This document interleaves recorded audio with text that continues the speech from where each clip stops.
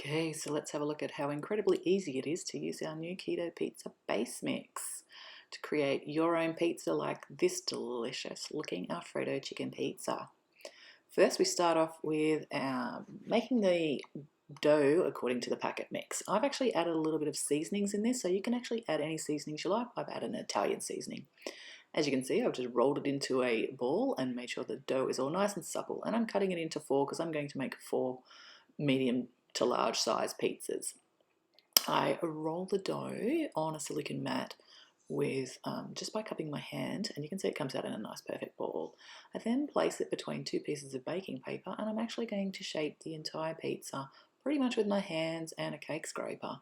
I find this probably the easiest way to create a perfectly shaped pizza and really feel the texture of it rather than using a rolling pin. When I use a rolling pin and even doing a quarter turn, I never end up getting it quite as round as this way. And as you can see, it's like so incredibly easy.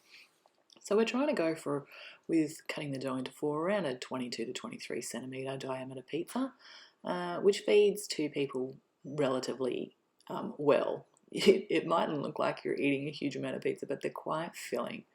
Of course, that can depend on what you put on it. But as you can see, I've just grabbed my measuring tape because I'm trying to be a perfectionist here. But it actually helps me work out, exactly the diameter and get that little bit extra in my pizza bases.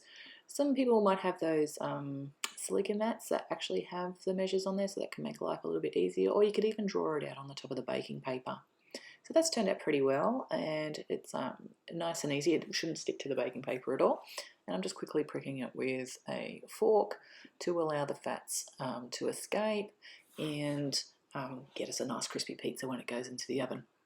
So here I am just like rolling up the next lots, but meanwhile I actually have got the oven on 250 degrees preheating with my pizza stone inside it. Now if you don't have a pizza stone, you can use a baking tray. It does exactly the same sort of thing. You probably want a light coloured baking tray, they're just a better conductor of heat. And you put it in there and while it's preheating, and at least run it for at least 10 minutes or so at the 250 degrees, so it gets nice and hot. So then when we place our pizza bases on there, it's going to seal the underside and give you a crispy base on the bottom as well. So pretty easy.